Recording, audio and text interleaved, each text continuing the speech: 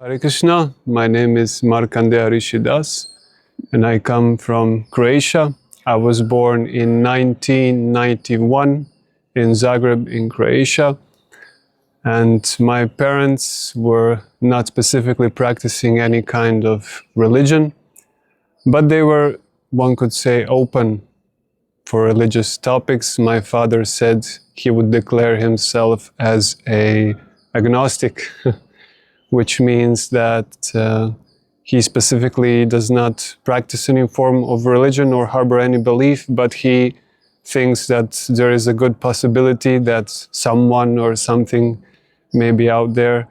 So, yeah, he is open, but he is not dedicated to any path. And my mother was similar. At one point, she started attending church gatherings in the Roman Catholic tradition.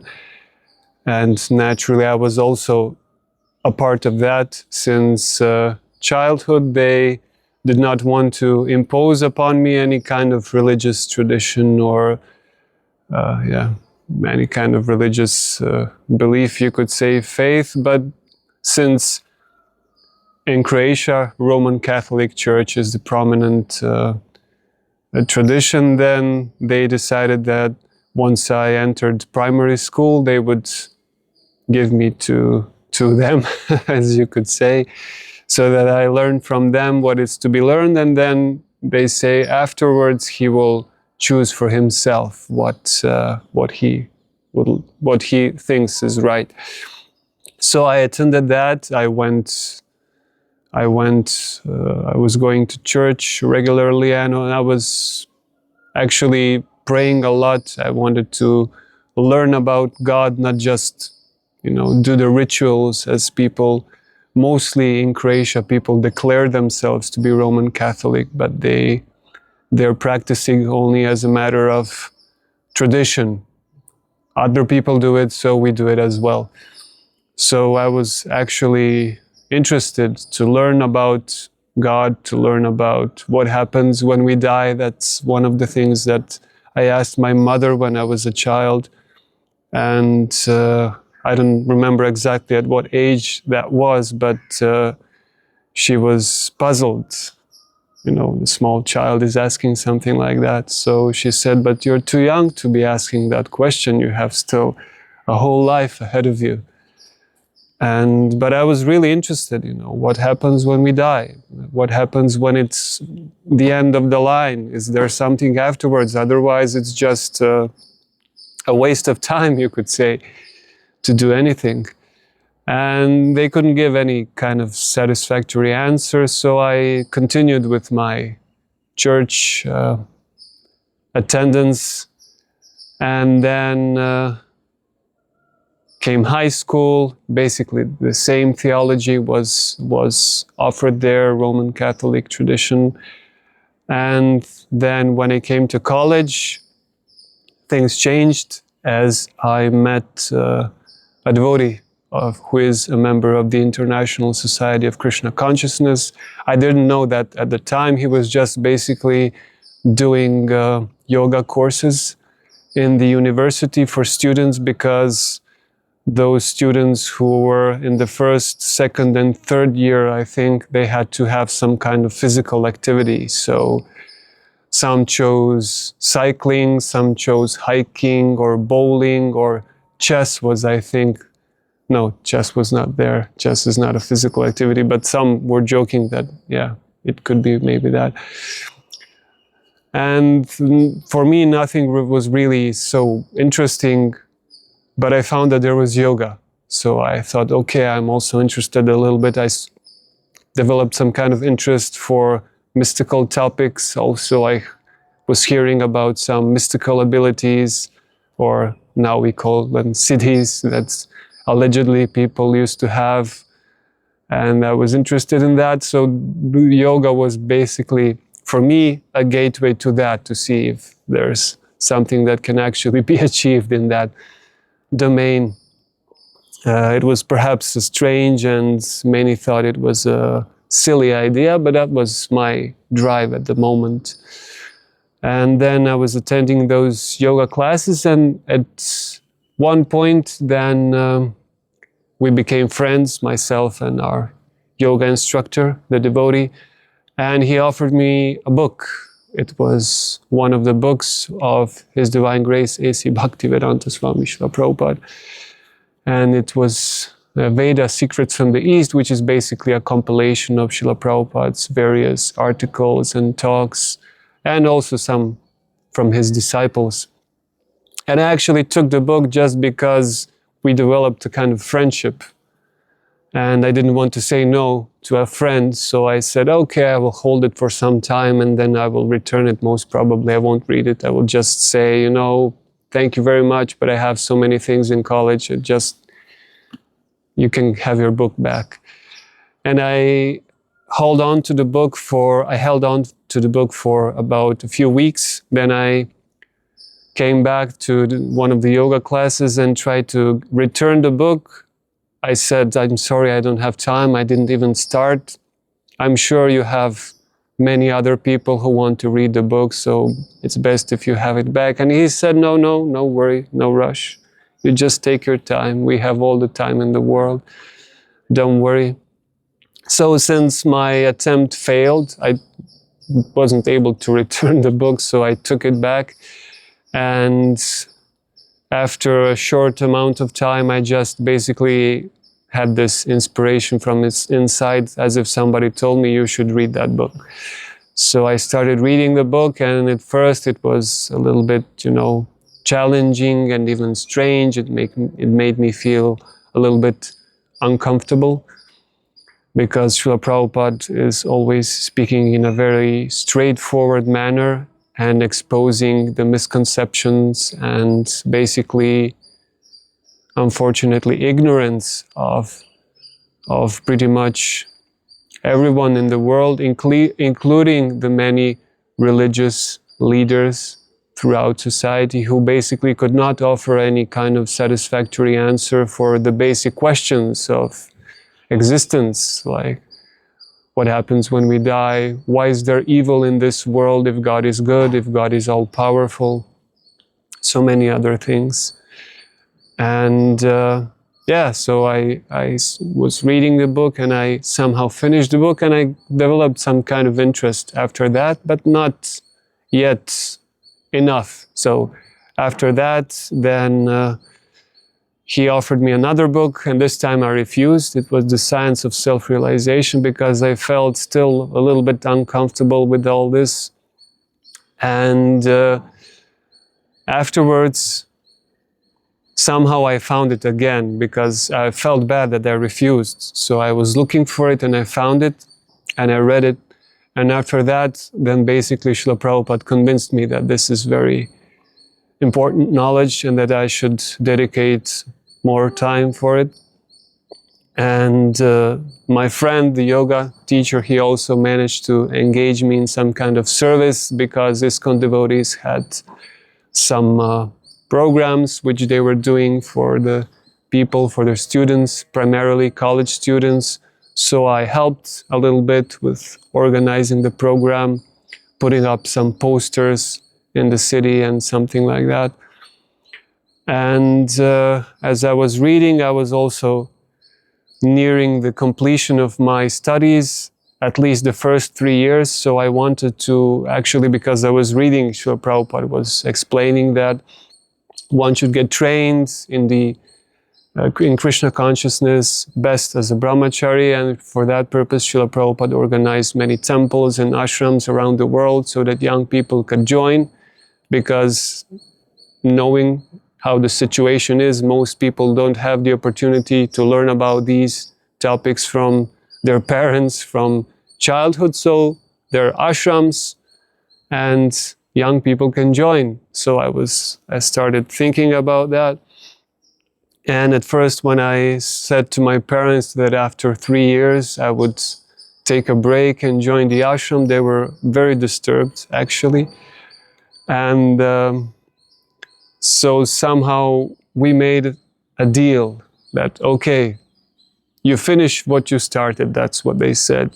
The college is 5 years, you finish that, and after that, then we will see. If you still want to go, then you can go, but otherwise my father said, my advice is that you don't.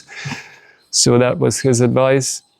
And I also did some Harinam with devotees, and they also saw me there. And then they were really disturbed. They asked you, what are you looking for so far away? Why not here, locally? Why are you going so far away to search for the truth?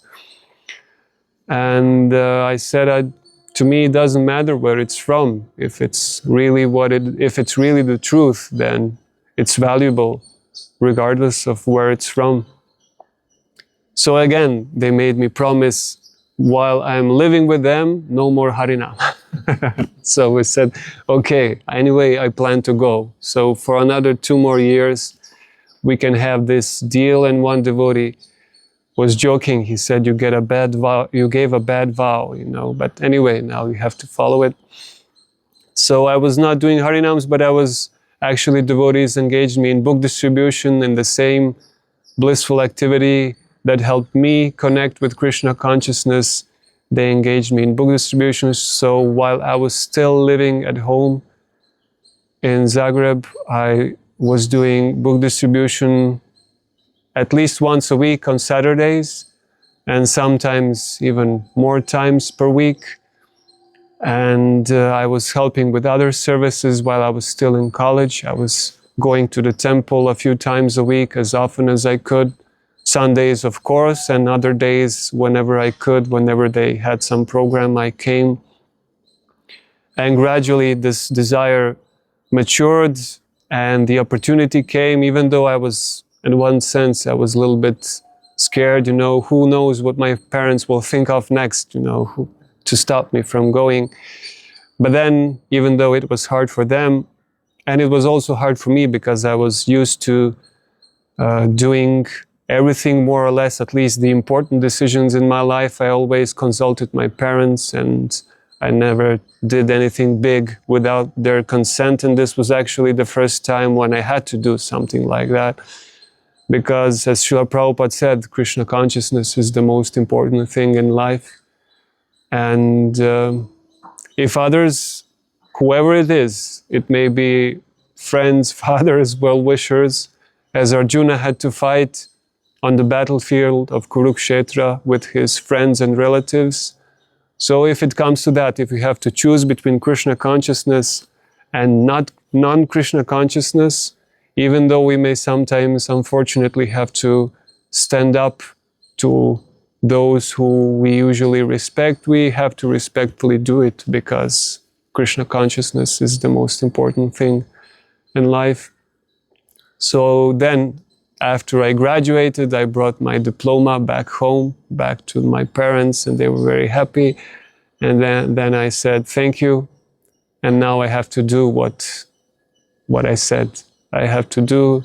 So again, they made some condition, okay, you go, but you come back after 2 months, and then we have to talk about it to see. And then I went, I spent 2 months at the temple, and then I came back for a visit, and then they said, so what? What's your decision? I said, what? So what's? It's the same. The same as it was before. I didn't come to just stay for 2 months. And I thought, you know, maybe I won't be able to stay longer. But anyway, there's no harm in trying. At least if it would be only 2 months, it will be 2 months well spent. So I went for that 2 months, and I came back, and then my parents saw that they weren't able to dissuade me from the path.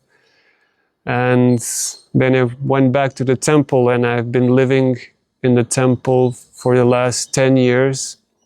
So it's basically 13 years, something like 13 years in total.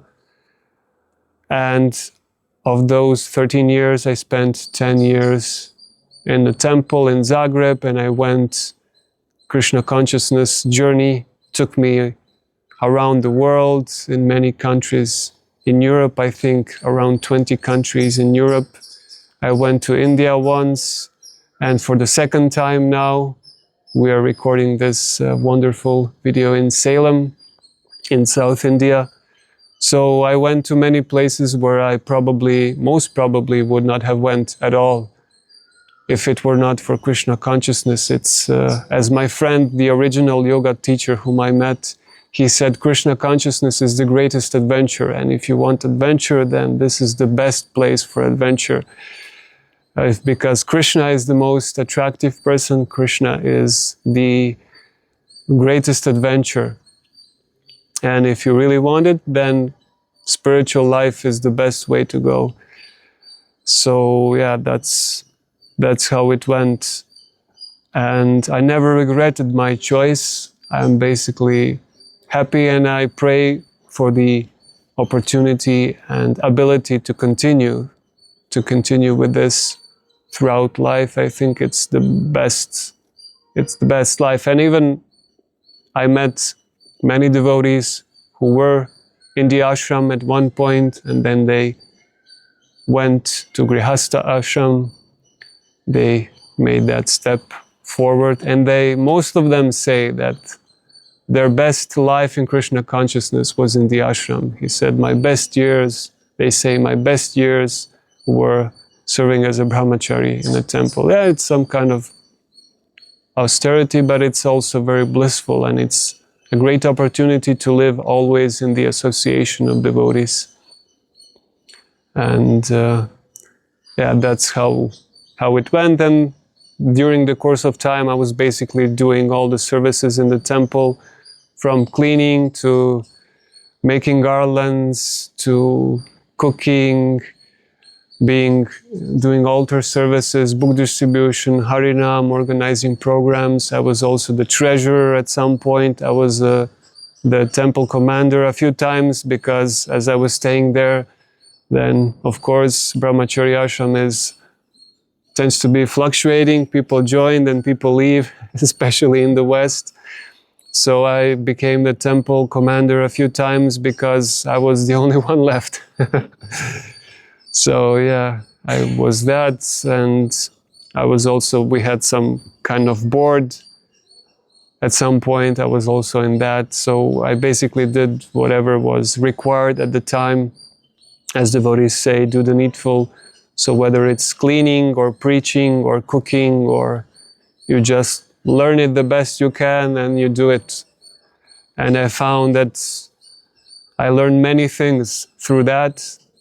And that was one of the things that my parents actually appreciated, that they saw that I gained a lot of experience in the world, because naturally you have to do so many things, and accounting, bookkeeping, and book distribution, and ordering things, buying, selling, so many things.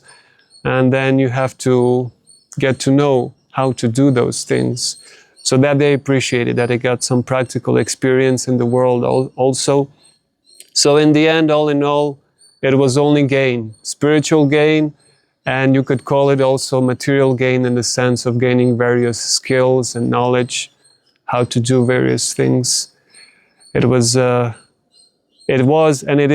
still is a great experience, and it is something that I would recommend to everybody who have a chance.